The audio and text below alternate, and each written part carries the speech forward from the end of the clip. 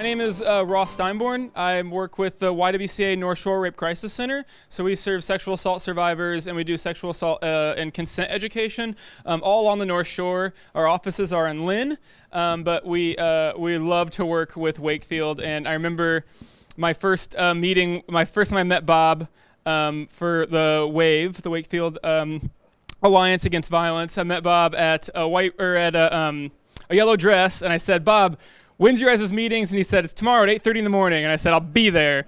And so I've been helping him since then. All the way, yeah. I personally live in South Boston, but I work in Lynn and work on the North Shore. So that's me. Welcome, everybody. I was reminded to turn off your cell phones if you don't mind, because I guess invariably one of those things goes off. And I like that all of our elected representatives were like the first ones who were going. Yeah. So, what is the White Ribbon Campaign? I guess is the question that I'm here to help ask. The White Ribbon Campaign is a global initiative of men and boys proclaiming their dedication to be part of the solution to end violence against women and girls and to end all gender-based violence. And I would be remiss, so this is a global initiative that started from an event in Canada several years ago, actually a couple decades ago. There was a shooting, a massacre in Canada that involved mostly girls and women being killed by an estranged husband. And from that moment on, the men in that community had dedicated themselves to saying, you know what, we can no longer think of domestic violence and sexual assault as a women's issue. Like if we're going to end this, it's going to be a community issue, and that's going to include men. And so it's about 10 years ago, actually 10 years ago this year, the state of Massachusetts, this is the 10th year the state of Massachusetts as a whole has taken part in the White Ribbon Campaign. And the state just did, on the state level, just did their thing a couple weeks ago, and last week actually. And now it's also something that communities come together to do. And so this is the first time in Wakefield. We're really happy. We hope to only see this grow. Last year we put ribbons down Main Street. I hope everyone has seen those ribbons again this year. And so this year we're expanding that effort by doing this reception. I would be remiss if I did not recognize all of those who came before, and all the women who struggled, and all the women who the movement of feminists throughout who have been working on this issue for a long time. We don't want to forget them and the work that we're adding to their work, not kind of reinventing the wheel. So without that, I will move along, and I will introduce Brendan Kent from the Wakefield High School system. And that's not a hot mic, it's just for the... Oh, awesome. So first of all, I just want to thank everybody for coming out tonight. I was a little late. We're actually hosting a state basketball tournament game right now at the high school, so I have to get back there after this. And Dan Byrne, I think you're coming with me. Yeah, he's our announcer. So I'm just honored to be here tonight, and I'm so thrilled to be speaking. When I was in Melrose, if you don't know, I came from a town south of here. I won't mention the name. I just did, but I forgot that name exactly. I just turned the M upside down. That's all. But I was a teacher prior to taking on this role. I was a teacher and coach for 8 years, and I coached a lot of teams, and we won a lot of games and a lot of championships. But the thing that I'm most proud of in my career is just helping kids. And so when I was a teacher and coach, I always I talk about culture a lot. And the two biggest things to me are developing a culture built on respect and effort. And that first one, I think, people talk about respect and what it means to be respectful. Some people think, being respectful is standing up straight and giving a firm handshake. Yes, that's respectful, but it goes so much deeper than that. It's about caring for one another and caring for your neighbors and your teammates and your classmates and treating everybody the way you would want to be treated and making everybody feel like they belong. So when I was in Melrose, I worked very closely with the Melrose Alliance Against Violence. We did a lot of really great things. We were very lucky to get a big grant and start up a Safe Steps for Teens task force. I was one of the original members of that. I was so excited. And when I came here to Wakefield, the first person I actually reached out to was Rebecca Mooney in Melrose. And she said, you know what, you're really lucky because you go into Wakefield and they've also have a Wakefield Alliance Against Violence, and they're also trying to do really great things. So when I came here 2 years ago, I got to meet everybody here, and I was so thrilled to become a team member of our great team. One of the first things that I did here was I applied for a grant. I think it was the Eldridges told me about it. It was on the news that Robert Kraft was donating $500,000 for schools across Massachusetts to implement MVP program in their school. And that's Mentors in Violence Prevention. I applied for the grant. We were very lucky. We were one of 90 schools to get selected for Phase 1. Phase 1 gave us an opportunity to send out 2 of our teachers for training, and it also gave us the MVP curriculum. To follow that up, they also did Phase 2. Phase 2 is a lot more selective. It was only 15 out of all the schools in Massachusetts were chosen. With the help of some of these gentlemen over here who wrote some really great letters of recommendation, Wakefield was one of those 15 communities in Massachusetts that was chosen.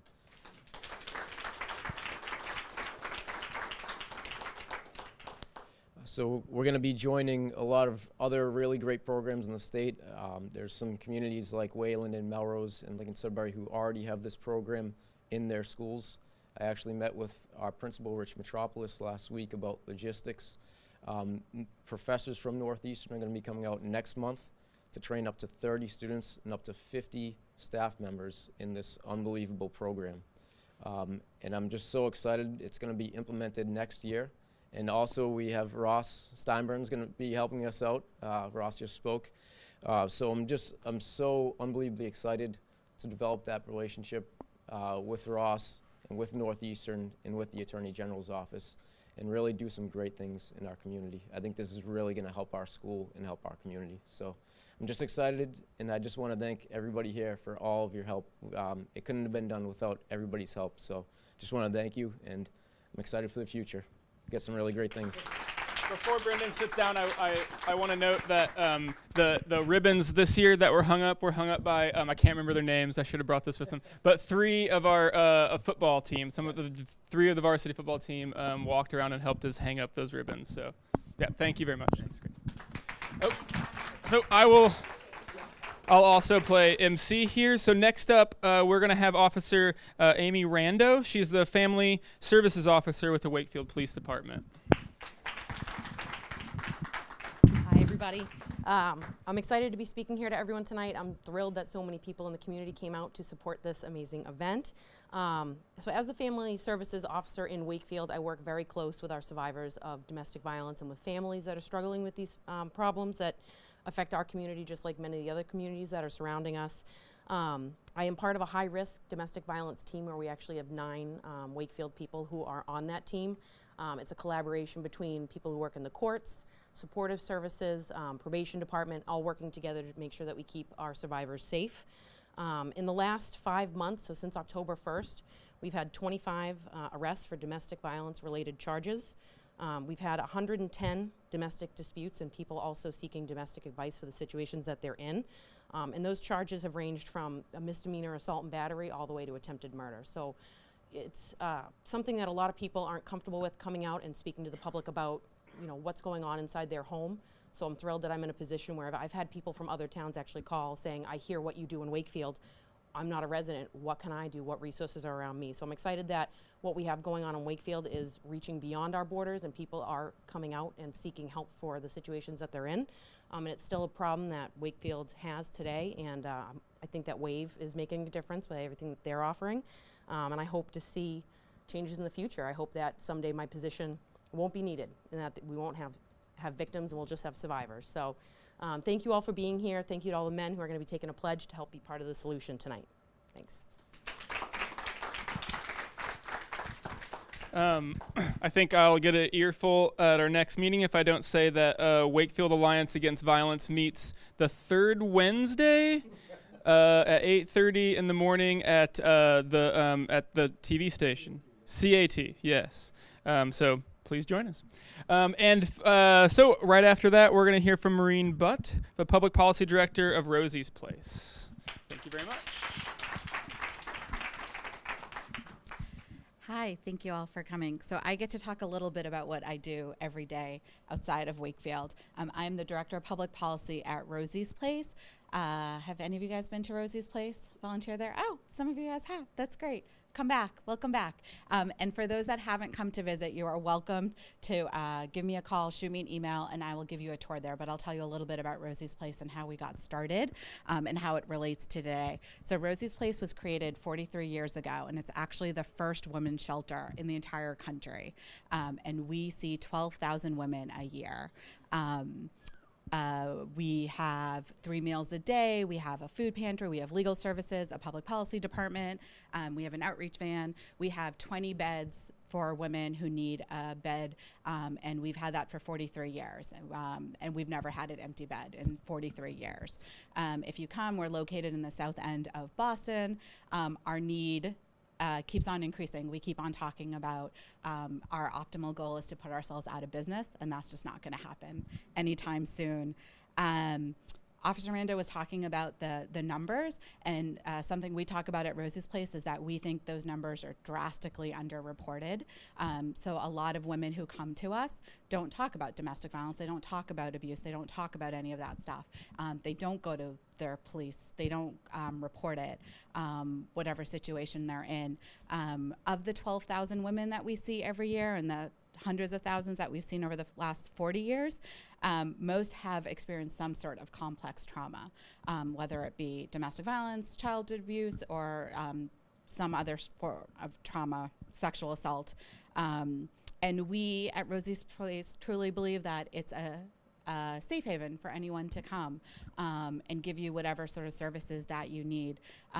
And I was asking our advocates who kind of deal with all these women every day, and a story came up about days like today, and what we're trying to celebrate and promote here is there was a woman who was a DV victim, and her husband would let her come to the food pantry, and that was the only thing that he would let her do, to come into our building, go to the food pantry and come out. And they knew that, and she always needed to talk to an advocate. She needed to either talk to someone in our wellness center or talk to someone about what was going on, care for her kids.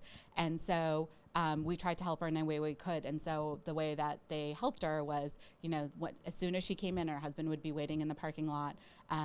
They would have a bag ready, so it looked like she went to the food pantry, but then she was able to meet with a counselor, she was able to meet with an advocate and get the help that she needed. And so we really work hard in trying to make sure people get the resources that they need.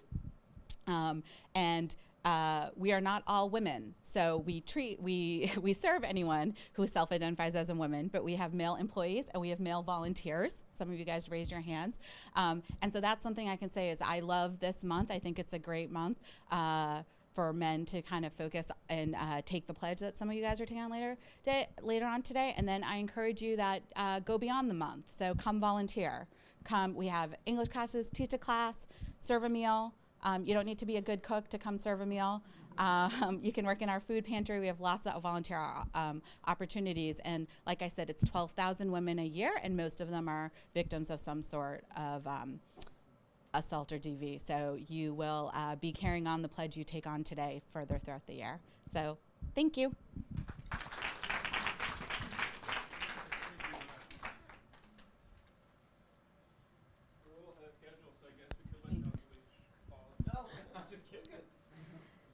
Thank you. And my name is Catherine Dingra, and I'm also a member of Wakefield Alliance Against Violence. And what I love about the organization is that it's primarily all volunteer-based. I'm the director of Wake Up. We have a larger budget, but WAAV, we really operate on a small shoestring budget, and everything we do is everyone's kind of rolling up their sleeves and making it come together, and that's what I love about Wakefield. And I love that I'm a resident of Wakefield, and we have all these wonderful leaders in our community that really come out for these events, and don't just come out for the events, but walk the talk and really make things happen around these issues that so dramatically impact our community. So I would love to introduce Representative Paul Brodeur, Representative Donald Wong, Town Administrator Steve Mayo, and Chief of Police Rick Smith to proclaim the pledge and lead us.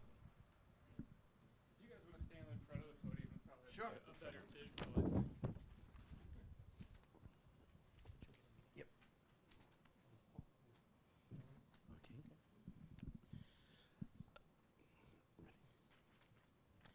The Massachusetts White Ribbon Day Pledge. Please stand up and repeat after us. The White Ribbon Day Pledge. Okay, everyone ready? I will promote respect, dignity, and equality. I will promote respect, dignity, and equality.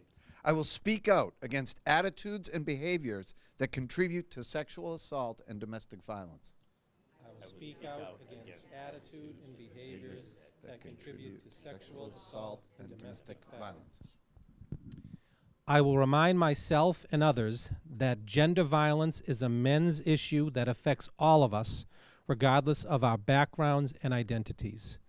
I will remind myself and others that gender violence is a men's issue that affects all of us, regardless of our backgrounds and identities. I will confront sexism, homophobia, racism, and other forms of oppression. I will confront sexism, homophobia, racism, and other forms of oppression. I will find out how to help when I suspect that somebody I know is a victim or offender of sexual assault or domestic violence. I will find out how to help when I suspect that someone is a victim or offender of sexual assault or domestic violence. From this day forward, I promise to be part of the solution in ending violence against women and all gender-based violence. From this day forward, I promise to be part of the solution in ending violence against women and all gender-based violence.